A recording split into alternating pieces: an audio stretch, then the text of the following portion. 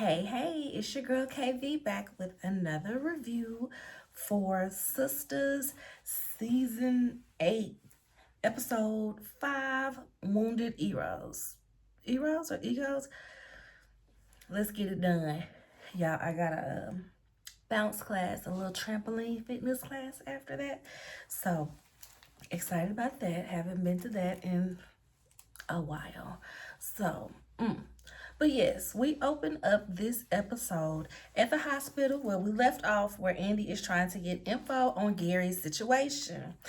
The doctor's like, he's worse, but we stabilized him. But, there we go, it's a little chilly. We stabilized him, but, he ain't out of the woods yet. Hudson runs up with his power of attorney papers and basically is like, listen, doctor, she has zero authorization to my man information. Okay, she cannot see Mr. Gary Borders in there. She probably did this to him, She's like, I would never harm him. This is after the doctor done walked out. I would never harm him. And he's like, you're the worst thing that ever happened to him. These little dramatic arguments that keep happening with Hudson and Andy is so cute, especially since they're in the middle of the hospital. So she's like, why do you think, who told you could talk to me like that? And then she tries to make a scene and she's like, I need to say my fiance. It's just like the most ridiculous thing. And she looks obvious. She's like trying to see if people looking and just screaming. And I'm like, what is happening right now? I was legit just like, what is happening right now? So he mentions, he's like, who told you to do all this craziness? Your lawyer, Robin? And he goes on to say, he knows that you get on all fours for Robin. I know you smashing him. And she gets ready to slap him and he catches her hand. And, they get into the whole little back and forth. She goes on, heads home. She's all devastated and she starts replaying right before Gary had the seizure, which was the flashback of their relationship, the good times, the bad times, the wild times. She starts screaming and she's at home at this point and she's just like, why do I chase validation? You idiot. Oh, my whole world is in ruins and flames. I will never be controlled or manipulated by a man again. And then she has her wine glass and throws it. I'm like, girl, this your house. Stop tearing up your stuff. You going to clean it up. Doing the absolute most. And then she gets a text message. We can't see who it's from, but it's like, can I come over? Basically. So at the shop, the girl with no edges that came in talking about, the product took her edges out. She is starting a riot. I said, I'm going to start a riot.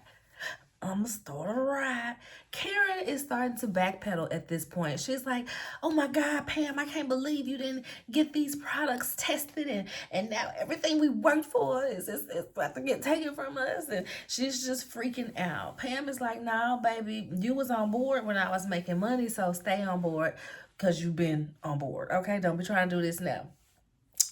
The lady somehow recruits everybody in the shop to start protesting. I said, did she just get the people that's already in there getting their hair done that has no problems with the product or the service to start protesting? What sense does that make? Tyler Perry? So it's a whole protest going on in the lobby of the hair salon. What is Karen's hair salon's name? Is it Karen's name? What is the name of this salon? Is it something with a 10? Perfect 10? I'm gonna have to go. I'm gonna have to ask Twitter. So, Rooster Ridges, wreck my edges. Rooster Ridges, wreck my Rooster Ridges, wreck my edges. Everybody in there protesting. Karen's just like, girl, get out. You can't even prove that this product did this to your hair. Trey comes in and he's, Pam is like, oh my God, my boyfriend is here and he's going to get these crazy women, get you crazy women out of here. Yeah. Trey is defending Pam to Karen, and Pam, no, Karen. At this point, Karen does admit, you know what? I should have got it tested myself. I should have never got on board. I should have never let you sell and make this about my shop if I didn't really know what it was about. And I'm like, thank you, Karen, because at the end of the day, you're the businesswoman. You will be the one held liable as far as getting your license and your livelihood too. She can go get the next job and be fine, but you're gonna be over here doing certain things without child.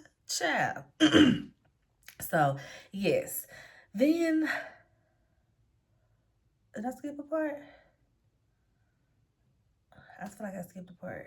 Oh, y'all. Anybody else catch this? So when Trey walks in and Pam is acting all damsel in distress, oh, my boyfriend is here and da da da, and the girl's like, who is this? He coming to deliver more of this poison and da da da da, and she's going crazy and everything, and he turns to Karen and says, I think you should just settle. And Karen's like, she wants $400,000. He's like, $400,000? Baby, if y'all don't get the worst setup in life out of our face right here, it's giving setup. It's giving this his homegirl. He already know this girl. He sent her in there. Your edge is already burnt out. Go in there and say that Rooster Riches did it so that we can sue. You pay when they sue and pay you, I get a cut since I'm the one that put you on to this judge. That's what it's giving. Is it just me? Is it just me? Because that's what it's giving. I think you should just settle. Like, what? You just got in here. You barely know what's going on. So we see, well, this out of order, but the end of this whole scene throughout the episode is Miss Marie walking in like Karen off of Real Housewives of Potomac. What the is going on? Basically.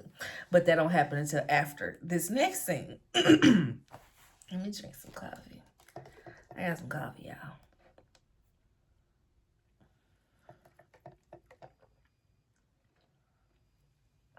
And I loud. Miss Marie, we see her sitting in Hayden's office waiting on him to get in there. He come in there, what you doing here? Get out of my office. Just talking real slick to her. And I'm like, he real ballsy, because I feel like you couldn't just be talking to your biggest client like that, and she really ain't gonna be going for that also. But he's pissed because she backed Andy to be managing partner instead of him. He's like, boy, listen, she saved me hundreds of millions of dollars in that divorce by digging up the dirt that she did. So she was absolutely gonna get that because you missed it. You didn't bring me that. So this is business. Don't ever get it twisted. Business is gonna be business. That little thing you got down in your pants ain't gonna never make me make bad business decisions, okay? And he's just like, oh, well, how is picking Andy working out for you since she's, in jail being questioned for Gary, being, And she's just like, what?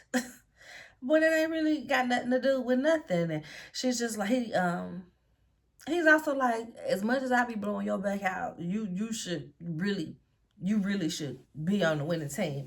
And she's like, oh, you're so crass. You really think you something. But she says business over pleasure, always, period. That's how I became the person that I am, okay? People laughed at me when it came to this, that, and the third. She said she was in a girl group. When she was in a girl group and she turned that fame into starting her own record label.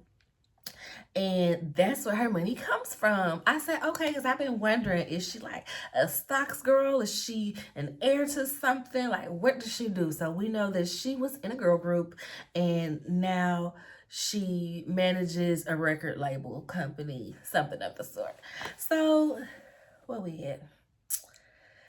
She do want some she trying to be like this, she gonna tell him off and let him know she ain't gonna let it cloud her, but she still want that thing to be like this. So he's like, oh, that's why you crawling back. She said, I don't crawl for nobody.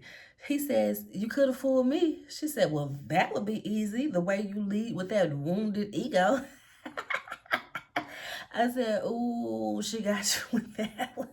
The way you leave with that wounded ego, because he's so hurt. Hayden is always butt hurt. No matter who he's talking to, it's like, even when he was partnered up with Gary and they was on the same team, he would still be talking to him all hut and butt hurt.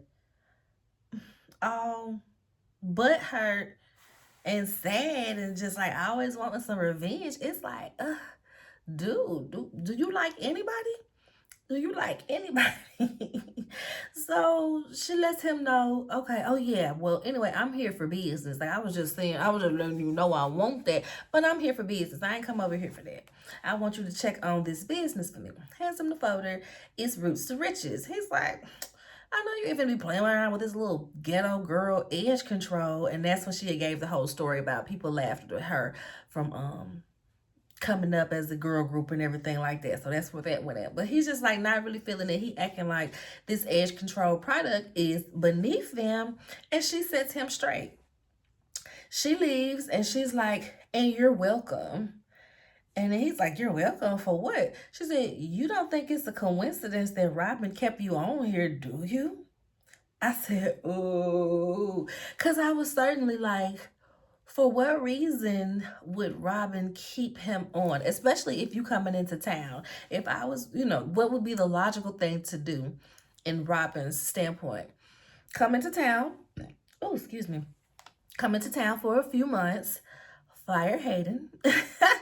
Fire Hayden because he tried to take the company from up under you. Anybody else that's associated with Hayden or Gary, kind of put them on notice that they being watched and ain't no FS allowed, okay?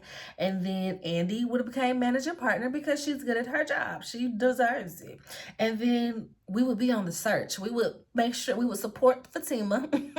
We would support Fatima in her 2 to 3 years for law school and make sure that she signs on to be an associate and find somebody else to replace Hayden.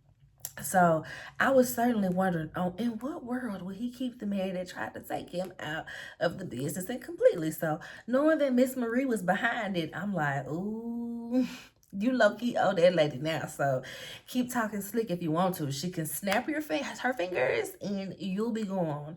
And that's literally what everybody there wants anyway.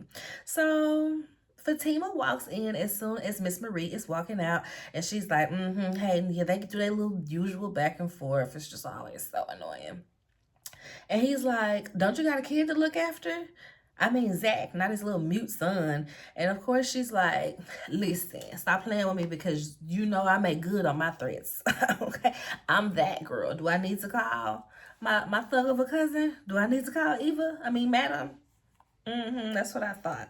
And so he's just like, she tells him, oh, so you with Miss Marie now. You with Miss Marie Willis. You can't sleep your way to the top, right? He's like, oh, like your friend Andy? Oh, she lives rent-free in your head, huh? He lies to her and says that Robin is on his side and he's tired of Andy as well. And I'm like, Fatima, I hope you don't believe that because we already know that one, Hayden is just not even trustworthy. And we know Andy working with something over there. They got these dudes smitten and they know it's wide open. So I don't think Robin would just be that quick to switch it up on her or whatever. So he threatens to have her fired because, oh yeah, Robin already ain't messing with Andy. She ain't messing with Andy. She gonna get fired. And when she get fired, you going with her. So keep on, and I'm gonna let them take you down with her. She goes over to call Zach. She wants to call him to vent. And she goes to work in the conference room. And I'm like, did the writers forget that they had her in an office at one point? Now, it was a tiny little office because, she just, the assistant. But, y'all, I remember her being in the office, right? So the fact that they got her working out of this conference room now. And I be always wondering, is somebody finna come in there? Okay, Hayden finna stay in here and they finna work and they gonna have all the files everywhere and that's why they in the conference room. But it's always just her in the conference room. See, that be the little stuff that be annoying me about Tyler Perry. Because give me consistency. Give me consistency. If she had an office last season, she should be in that same office this season. Make it make sense. So She calls Zach to vent and he tells her, come on home for lunch. I'm making Zaccos. I said, not Zaccos. It made me think of Zaxby's and they Zellies. And so Hayden comes in. He sees that she's on the phone and he starts pressing her. Was that a personal call? And of course, he goes in the whole rigmarole, talk about how he'll have her fired again. Well, how goes into the rigmarole again about how he'll have her fired. But I'm like, is the purpose of her being in the conference room so that they can keep catching her being on the phone and stuff? Because that just, I feel you, but it's other ways. It's other ways because she was in an office before. So she gets home and Zach is like, being all fake sassy about being a stay-at-home dad. I'm making these tacos. I don't know what to do in my life. Here, eat the taco. Taste my taco. You're getting stuff everywhere. Just doing the most and stuff. So she's eating the taco and they're sitting there talking. He tells her, I can come up there and handle him. Hey, he on the nerves like that, I can come take care of him. She's like, nah, baby, don't take all that. I'm just venting about work. It's not that deep yet. So he pulls out a picture of Robin and says, we need to add him to the murder board. At first, she was like, no, I don't think Robin will be doing that. And he's like, he tried to take his company and his girl. Those are two reasons that somebody would take somebody out. And she was like, well, if that's the case, put Miss Marie up there too. So we're at the bank. Let's talk about the bank. We're at the bank, and Rich comes in there acting like he needs a loan from Sabrina's bank, and then he asks for 100,000 kisses. I was like, okay. She's like, I'm at work. I have to be professional. I'm at work. But she's still like cuddling this man in the middle of her office. They're just not kissing no more. We see Maurice is over there. It looked like he's filling out a deposit slip. So I was like, what are you doing on work hours? But he over there at the little counter where the pens and the deposit slips be. And he's trying to write on something, but the pens are not working and he's complaining about it. He ends up picking up this little fancy pink pen to use. Paige comes running down the stairs like a maniac. Give me pink Esha. That's my pink Esha. Give me pink Esha. And they start arguing and snatching the pen back and forth, just doing the most. She's like, here, use this pen. It's basic, just like you. He said, Jolene, don't play with me. Not Jolene. They full blown yelling, and he starts plucking the feathers out of this daggone pen. So Paige is losing her mind. Sabrina, she hears it and she reacts. She's like, what is going on? Still cuddled up on him. What is happening? What is going on? Oh, why are they? They are crazy. They are yelling. She lets it get louder and louder to the point of Paige screaming at the top of her lungs before she goes to break it up. She sends Paige to the break room and she sits there and talks to Maurice. No, before she sends Paige to the break room, they are still arguing. He tells her, at least I wasn't giving top out behind the building. And she was like, you were the one that started that rumor. At least I wasn't plotting with my boyfriend on how to rob the bank. And that's a lie. That's a lie. It's just, I haven't been feeling well. You self-indulged, self-absorbed, and unprofessional. I said, Maurice. I said, my husband finna hate Maurice because now he really, really got to watch Dreamgirls. Y'all, I quote Dreamgirls in that song in particular. Effie, we all got pain. That is my shit. So when he started quoting that, I was too through and I didn't know the words. I was so ready. I was cracking up at this. So I definitely have to watch Dreamgirls. She tells him to get it together or he gonna be back on that little fan thing, on that little fans thing. I said, not you gonna send him back to OnlyFans? And she was like, he said, that's low, Stevie. Because I was shaking my head like, no, Stevie, don't send me back to the strip club, Stevie. You can't send me back to the strip club. I wouldn't have minded if he did it in a Jocelyn Hernandez voice. I wouldn't have minded. Because that's what Sabrina sounded like. Do you want to go back to that little fans thingy? Okay, well, you need to get it together. So she gets back there to Rich, and he wants to go take her to lunch. But she's like, no, you see what I just had to go handle? I need to be here to watch these people. He's like, all right, cool, whatever. Right when he walks off, Danny calls Sabrina and she wants her to come with her to the bar because she needs to vent. She needs to talk. She said Lucretia ain't been answering. She got boundaries. She said, I can't be texting her all the time. So she ain't answering the phone. I need you to come down here. Initially, Sabrina's like, no, girl, I just turned Rich down for lunch. I got stuff to do up here. And then she realized that Danny is drunk at noon, drunk at lunch. And she's like, oh, snap, my girl might need me. So she does get up and go on down there. So she's venting, and Danny Danny's kind of making it as if sex is the problem. She's like, black people, we're deficient in vitamin D. I just need more vitamin D, and he won't give me no more vitamin D. So Sabrina's like, okay, well, how often are y'all doing it? She says, maybe 2 to 3 times. Sabrina's like, okay, a week, that's not bad. That's not bad. She was like, no, a day. She was like, girl, what? 2 to 3 times a day? Houseway. She was like, girl, we work together. We got a lot of time to go. We work together. We work together, child. I said, that is a mess. She mentions that she does not like this, that he is trying to change her. But Sabrina kind of sees it as a good thing that he put her in the program. But Danny feels like, you're not listening to me. It's not that he wants me to be better. It's the fact that he wants me to be something that I'm not in every kind of way, really. Because Brenda kind of just keeps defending everything. Oh, that's sweet. That means that, he's more in love with you than just your body. He cares about you as a total person. But Daddy is still, feeling like she feels. She said, he's pushy. He's pushy like people that sell you credit cards. I said, that was the perfect perfect little analogy right there. And so she said, when a woman is pushy like that, people call it controlling. But somehow they end up talking about Preston and bringing up Preston. She was like, don't say it, don't say it. She was like, this don't have nothing to do with Preston. I'm like, how are we talking about Preston? How do we get there? How do we get there, y'all? So she's like, no, forget that hillbilly and forget Tony. And as she's saying that, Rich and Tony end up rolling up on them and coming and just kind of like sitting right at the little plank where they table it while Danny is talking trash. And then back to the hospital where we started, y'all. Not the hospital, but back to Andy. She just got home from the hospital. We see that she's replaying stab night in her head. She is like, that made me think of Danny, well, we did do it 2 to 3 times a day before Gary got shish kebabbed. I said, not shish kebab. So Andy is replaying back the stab night in her head, and she's kind of remembering Jordan. She's kind of remembering all of her interactions with Jordan. That's playing in her head. And at one point, I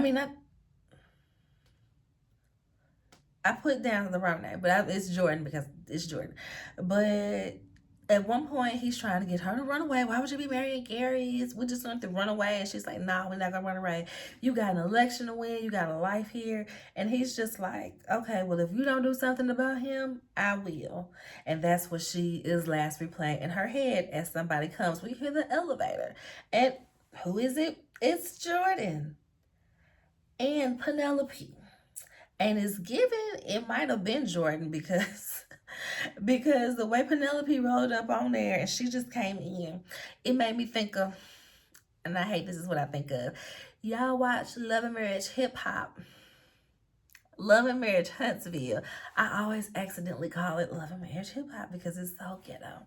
But Love and Marriage Huntsville, when Destiny called herself first doing music and she was in the studio, I'm on 10, I'm on 10. That's what was playing in my head when Penelope walked up in that apartment, walked up in that penthouse, because the way she set her purse down, and she was like, you think you could just walk around and ruin people's lives? You and Gary just gonna walk around and ruin everybody's lives? And she slaps the mess out of Andy. And Andy is just sitting there like,